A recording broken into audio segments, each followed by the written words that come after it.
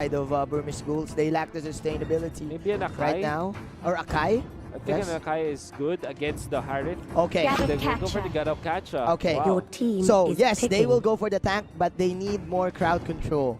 They want to catch out this Harith and this Bruno, and then just burst them out by using the Lunox and the carry. So you will have a lot of control against the Harith. Because the Harith is like a zone control or, a territorial type of hero where he lays on the Zaman Force and tries to fight in there. Avatar of the Guardian could be perfect against this type of strategy because when the members of Axis Esports jumps on one member of Burmese Ghoals, you will have the Gadokkacha with the Avatar of the Guardian to disengage. Yeah. And maybe, try to counter-initiate against their opponents. Masha is going to be the last pick, however, for Axis Esports. Yeah, okay. So I think they're forced out to play the Masha because in terms of the Wombo combo clash, I do feel that Burmese Ghoals has the better composition due to the damage and due to the crowd control. As we can see, nobody is picking up the Purify here from Team Axis Esports. Oh, yeah. This is a standard late game draft for them. Yeah. And I do feel Burmese Ghoals won that draft. It's gonna be. I don't think that it's either. I don't think it's about winning or losing that kind of draft. I think it's more about having your own set of win conditions, right? Yes. For example, in the lineup of Axis of Burmese Ghoals, they have a straightforward type of strategy where they have the carry in the late game. They have good setups in terms of their early game. Maybe it's because the Jawhead is not that easy to execute. Maybe that's where you'll have your doubts. But Burmese Ghoals, they have mastered this Jawhead so well that they will pick it up. Now, Axis Esports, I think they also have a very good strategy. They have the Baksha and the Masha, the new heroes in town. Yep. And they will be the ones to surprise Burmese Ghoals. It's going to be up to them on how they will use these tools to actually get the victory. 5 seconds. Let's see, ladies and gentlemen, Axis Esports get that game number 3? All troops deployed. Aksha and Baksha combination coming in for their team. Maybe we'll be using the Kaja Panda as the Jawhead, Kid 001 as the Lunox, Ice. We'll be using the Gadokkacha and Ace 007 as the carry. Axis Esports on the red side this time, initiating with the Gadokkacha, with actually the Grok, but the Grok will have to flicker away. That's Rin on the Harith, and Evil on this Grok. It's Long on this Bruno. It's Scott on this Baksha, and Lacid on this Masha. Okay, so the idea here for Team Axis Esports is just they will let Baksha and Masha control the map. Unlike game number 1, which Team Burmese Ghoals is dictating the team fights, Axis Esports has the ability right now to run away from team fights and just go for split pushes because of the wild power and because of the Baksha shield unity per skill. Of course. Yeah. There's a lot of shielding that can come out of Scott, especially in the early game. It's very hard to penetrate through the defenses of the Basha in the early game. Yes. And of course, there's a lot of potential for initiations, courtesy of the Basha. That is one thing that Burmese Ghoals should watch out for. And already, they're initiating. However, they've dived too deep. They've dove too deep, I mean. Yeah, okay. Giving the first blood to Ace. This is really bad news for Axis Esports. Okay, but nice maybe a usage second one. Oh no. of the spinning light wheel coming in from A007. 007 for Yeah, Ace. Ace 007 immediately killing that wagon.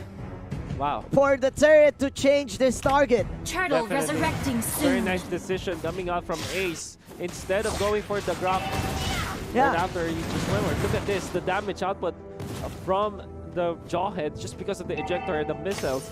More than enough to actually force out the members of Axis Esports away. Now Turtle, it's gonna be there, and now it's gonna be a big problem for the Grok.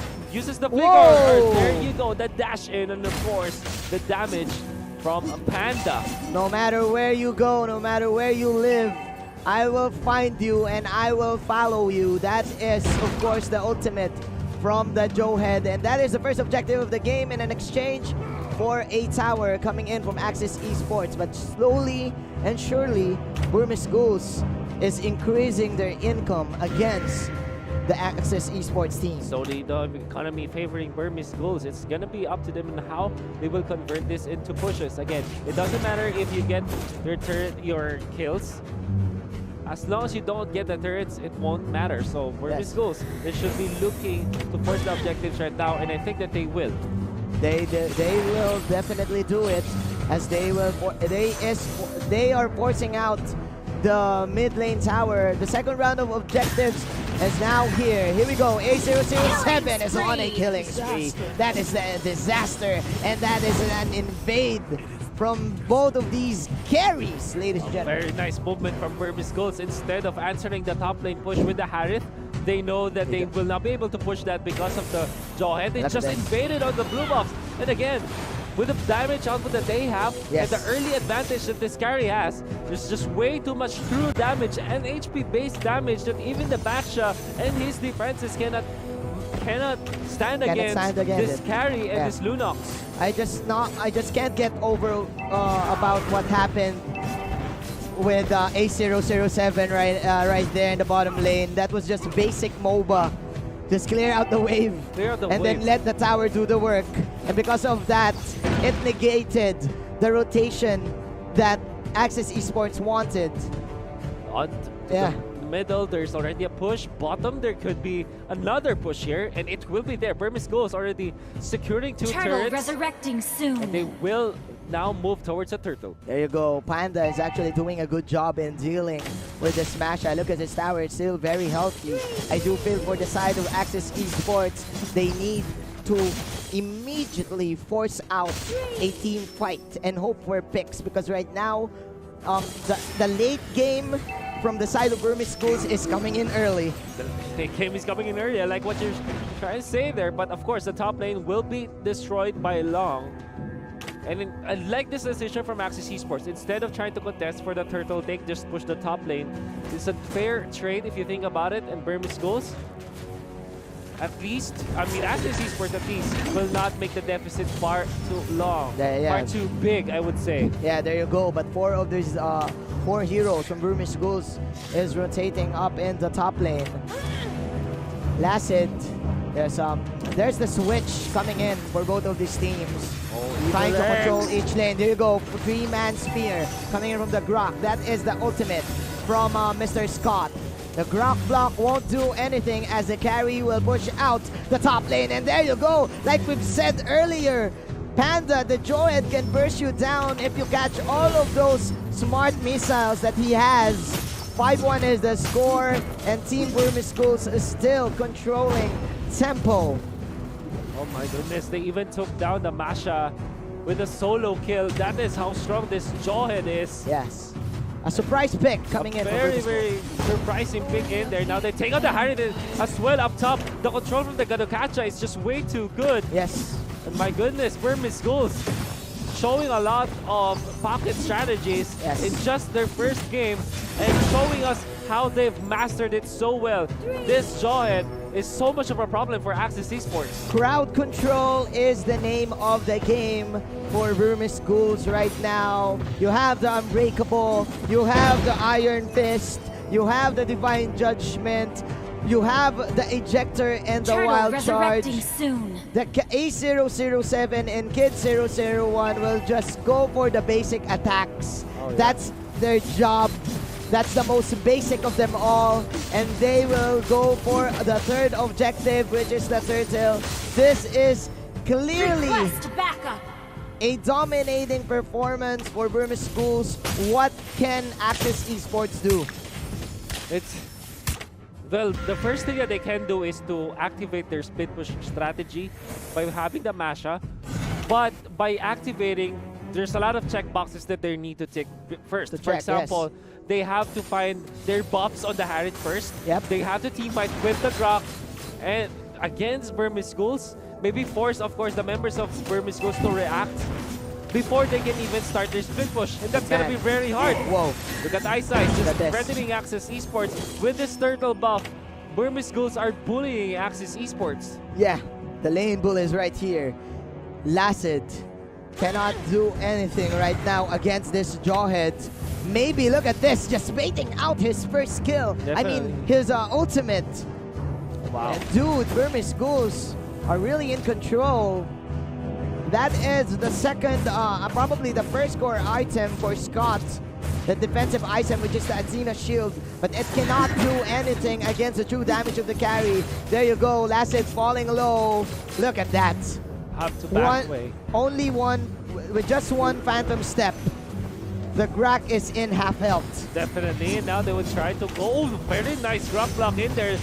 The Divine Judgment is just threatening, but of course, they were gonna kill the Grak. That is the first push coming in from Burmese Ghoals, ladies and gentlemen, and basic attack times 3,000 coming in from this carry and the Lunox, and I think we have game. What can Bruno do? He can only sing. Ladies and gentlemen, 10-1.